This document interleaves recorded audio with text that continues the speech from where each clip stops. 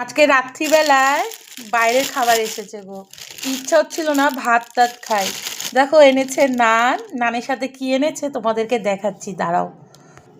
নানের সাথে এখন কি এনেছে, এখন সেটাই বের করব। আগে বের করি নানের সাথে কি আনছে।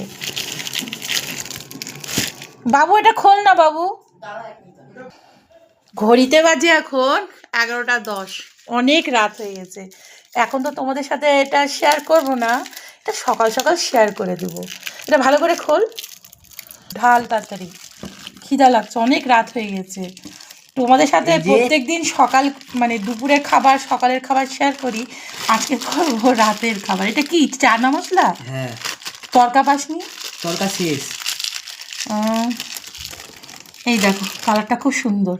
তরকার সাথে মানে নানের সাথে চানা মশলা, নানের সাথে তরকা হলে বেশ ভালো লাগতো। যাই হোক, নানগুলো একটু বের করে নিই এখন। মা দেখো তো নানের সাথে বাটার লাগানো নাকি না। নানের সাথে হ্যাঁ আছে তো, এই যে বাটার লাগানো। এখন আগে ওদেরকে খেতে দিই, বাপ বেটাকে, কারণ অনেক রাত হয়ে গেছে। আবার ছেলেকে সকাল সকাল উঠতে হবে। এই ভিডিওটা আমি তোমাদের সাথে সকালবেলা দেবো, এত রাত্রে তো আর দেবো না। তোমাদের তো সবার রাতের খাবার হয়ে গেছে, কিন্তু আমাদের একটু দেরি হয়।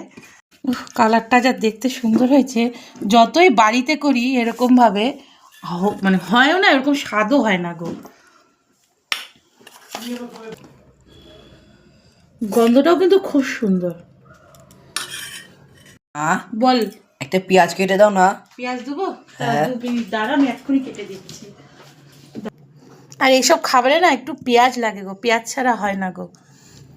একটু পেঁয়াজ না হলে ভালো লাগে না। তাহলে এটা হয়ে গেল আমাদের আজকে রাতের খাবার। তো প্রত্যেক দিন তো তোমাদের সাথে দুপুরে